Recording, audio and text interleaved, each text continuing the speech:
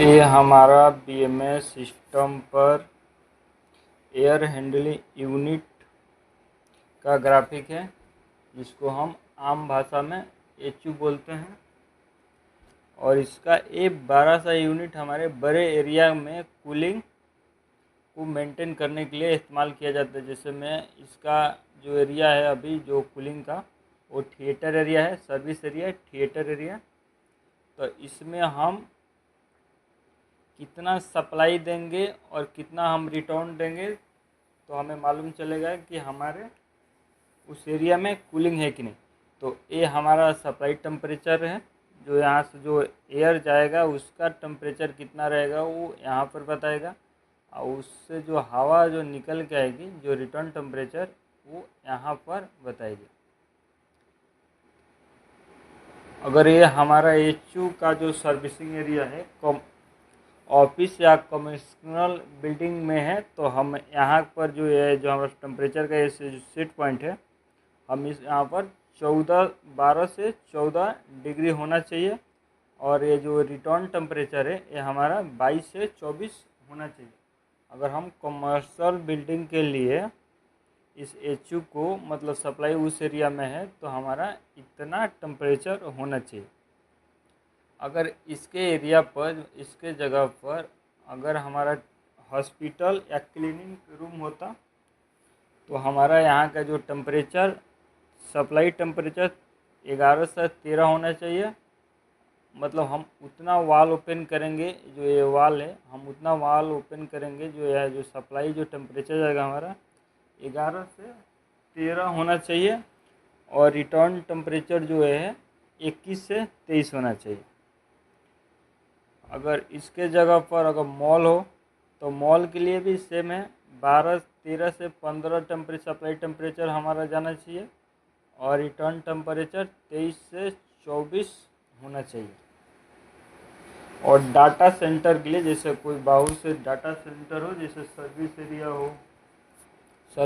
Area हो जिसमें बहुत सारे इक्विपमेंट लगे हुए हों, जो डाटा सेंटर हो जिसमें सर्वर बोलते हैं, तो उस डाटा सेंटर में जो एचयू का जो फ्रेश एयर का जो सप्लाई होना चाहिए हमारा, उसका जो ये फ्रेश एयर का जो सप्लाई है इसका टेम्परेचर 10 से 12 होना चाहिए। और ये जो रिटर्न है वो 20 से 22 होना चाहिए, मतलब उसमें कूलिंग चाहिए।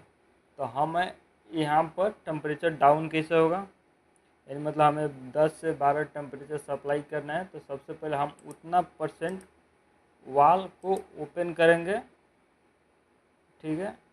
और वाल को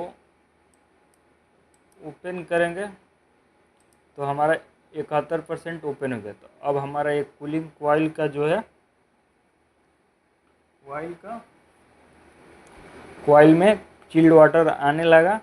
अब जो हमारा ये एयर जाएगा, मतलब हमें जितना चाहिए डाटा सेंटर के लिए, यानी 10 से 12 डिग्री चाहिए सप्लाई, तो ये हमारा इसका सप्लाई उतना हो जाएगा, ठीक है। और इतना रिटर्न मेंटेन करने के लिए तो हमें इसको परसेंटेज के हिसाब से खोलना पड़ता है। तो अभी हमने जैसे ही वाल को ओपन किया है तो ये हमारा जो सप्लाई टेम्परेचर 23.9 जा रहा है, ये हमारा डाउन होगा, ठीक है, कुछ ही पलों में, क्योंकि वाल को ओपन होने में 1 से 2 मिनट लगते हैं। और जैसे ये वाल ओपन होगा तो ये हमारा जो सप्लाई टेम्परेचर है ये डाउन होने लगेगा, ठीक है। जैसे एग्जांपल के तौर पर हम दूसरे में देखिए, ये हमारा जो सप्लाई टेम्परेचर है ये डाउन होने लगा, ठीक है।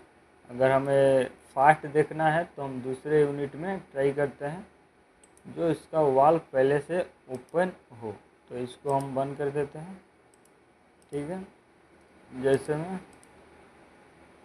ये हमारा जो 3 नंबर एचयू है तो इसका सप्लाई टेम्परेचर कितना है 16 है और रिटर्न कितना है 23 है। हमें जिस एरिया में इसका सर्विसिंग है तो थिएटर स्टेज एरिया में, यानी वहाँ से जो उस एरिया में जो थिएटर का जो स्टेज है उस एरिया में हमारा जो रिटर्न टेम्परेचर के हिसाब से डिसाइड करते हैं उस एरिया में कितना टेम्परेचर है। तो उस एरिया में अभी हमारा 23 टेम्परेचर है। इसके जगह पर अगर कोई डाटा सेंटर होता तो हमारा ये जो सप्लाई है, हम इस वाल को 100% ओपन करते हैं और ये हमारा जो सप्लाई टेम्परेचर है ये डाउन होता, 10 या 12 डिग्री से जाता और रिटर्न टेम्परेचर 22 से 23 आता। तो इस तरह से मतलब इस एरिया में मतलब हिसाब से हमें इतना वाल ओपन करना होता है और इतना एयर का जो टेम्परेचर होता है हमें इतना पर सेट करना होता है और रिटर्न इतना लाना होता है। तो एचयू का set point, temperature set point कुछ इस प्रकार से हम लोग करते हैं और मॉनिटर करते हैं, क्योंकि जिस एरिया में जिस हिसाब से चाहिए हमें उतना वाल ओपन करना होता है।